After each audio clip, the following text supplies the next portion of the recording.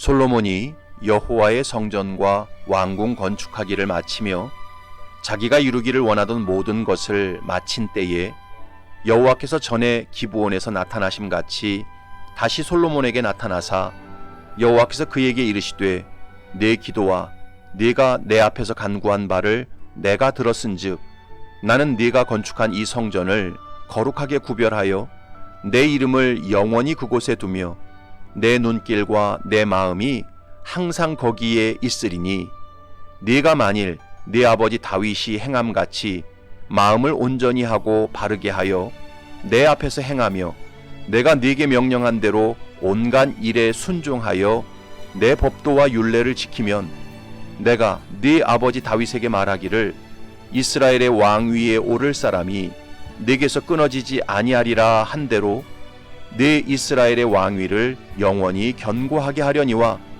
만일 너희나 너희의 자손이 아주 돌아서서 나를 따르지 아니하며 내가 너희 앞에 둔 나의 계명과 법도를 지키지 아니하고 가서 다른 신을 섬겨 그것을 경배하면 내가 이스라엘을 내가 그들에게 준 땅에서 끊어버릴 것이요 내 이름을 위하여 내가 거룩하게 구별한 이 성전이라도 내 앞에서 던져 버리리니 이스라엘은 모든 민족 가운데에서 속담거리와 이야기거리가 될 것이며 이 성전이 높을지라도 지나가는 자마다 놀라며 비웃어 이르되 여호와께서 무슨 까닭으로 이 땅과 이 성전에 이같이 행하셨는고 하면 대답하기를 그들이 그들의 조상들을 애굽 땅에서 인도하여 내신 그들의 하나님 여호와를 버리고 다른 신을 따라가서 그를 경배하여 섬김으로 여호와께서 이 모든 재앙을 그들에게 내리심이라 하리라 하셨더라. 아멘.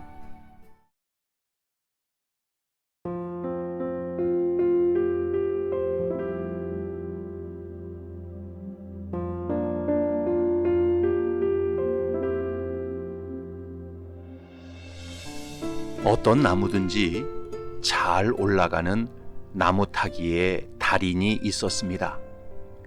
그 달인에게는 여러 명의 제자가 있었는데 하루는 한 제자에게 높은 나무 꼭대기로 올라가라고 명령했습니다. 그러자 제자는 스승의 명령에 따라 나무 꼭대기로 올라갔습니다.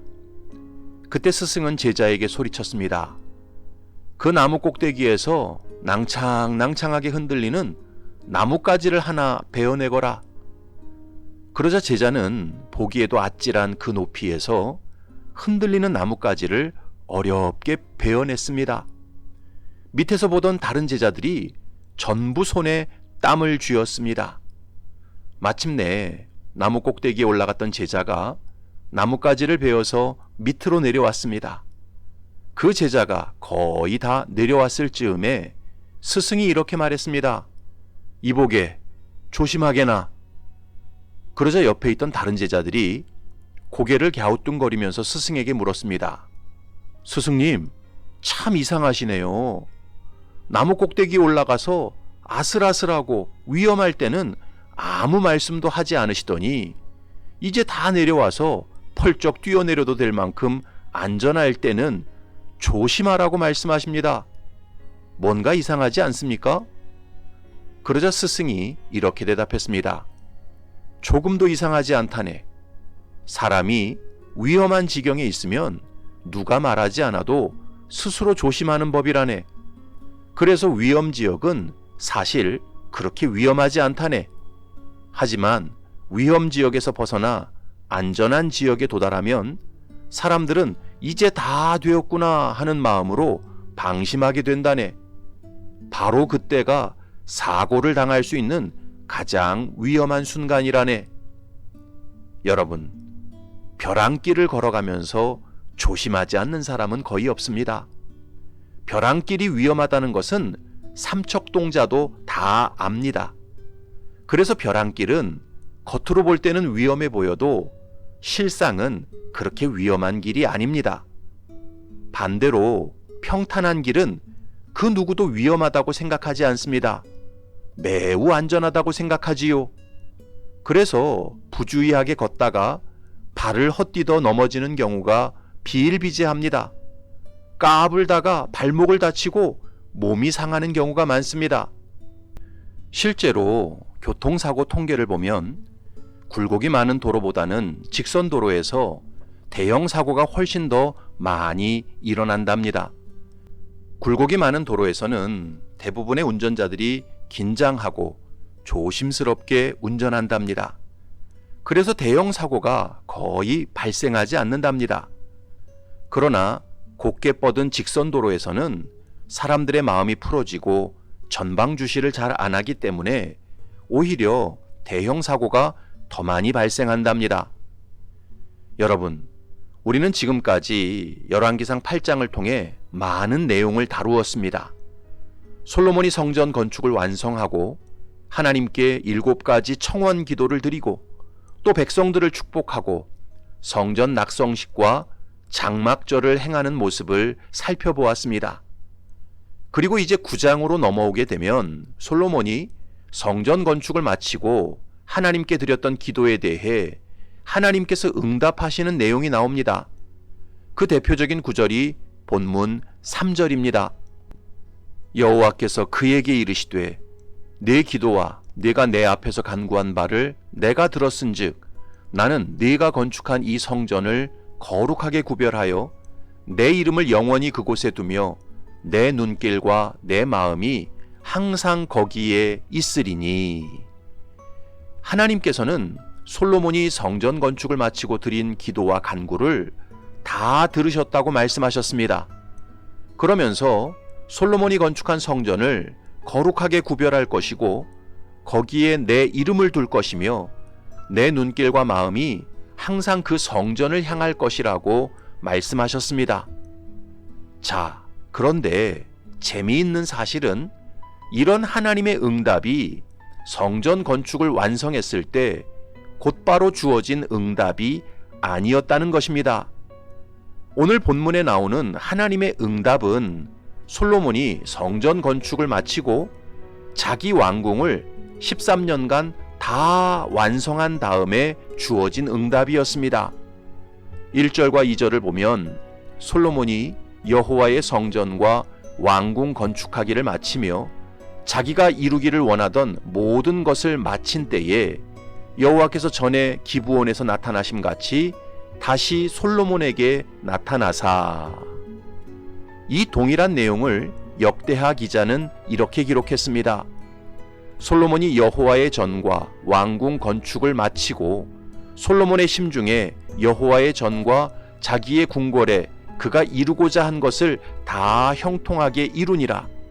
밤에 여호와께서 솔로몬에게 나타나사. 그러니까 오늘 본문 9장 1절부터 9절까지의 내용은 솔로몬이 성전 건축을 끝내고 곧바로 받은 응답이 아니었습니다. 솔로몬이 계획하고 소원했던 모든 건축 사업을 다 마친 이후에 받은 응답이었습니다. 13년 동안 자기 왕궁을 다 짓고 이스라엘 각 지역의 국고성과 병거성과 마병성을 모두 완성한 다음에 받은 응답이었습니다.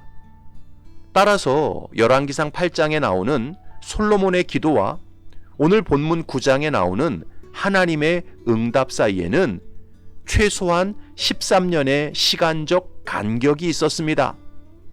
그렇다면 하나님께서는 왜 솔로몬이 성전 건축을 막 끝냈을 때 그때 나타나셔서 응답을 주시지 않고 솔로몬이 마음으로 소원했던 모든 건축 사업을 다 마치고 난 다음 왕궁과 국고성과 병거성과 마병성까지 다 건축하고 난 다음 그때 나타나셔서 응답을 주셨을까요? 그 이유는 솔로몬이 소원했던 모든 건축 사업을 다 마쳤을 때가 영적으로 볼 때 가장 위태로운 상황이었기 때문입니다.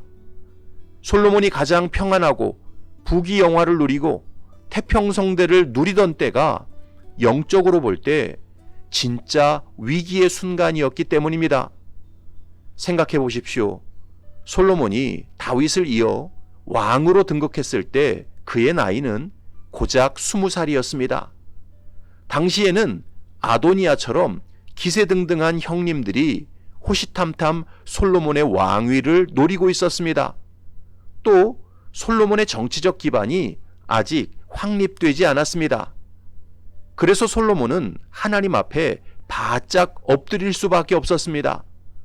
낮은 마음으로 하나님을 강하게 붙잡을 수밖에 없었습니다. 그래서 솔로몬이 왕으로 등극하고 첫 번째로 성전을 건축했을 때는 겉으로는 위기가 많아 보였어도 진짜 위기는 없었습니다.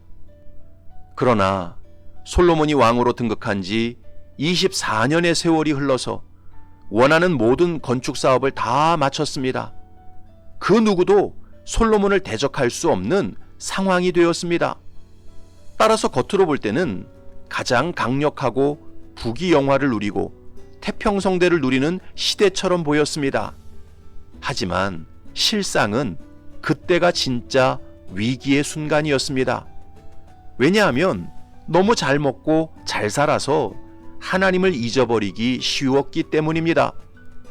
내 마음대로 다 할 수 있어서 육신의 욕망을 따라 죄의 길로 나아갈 수 있었기 때문입니다.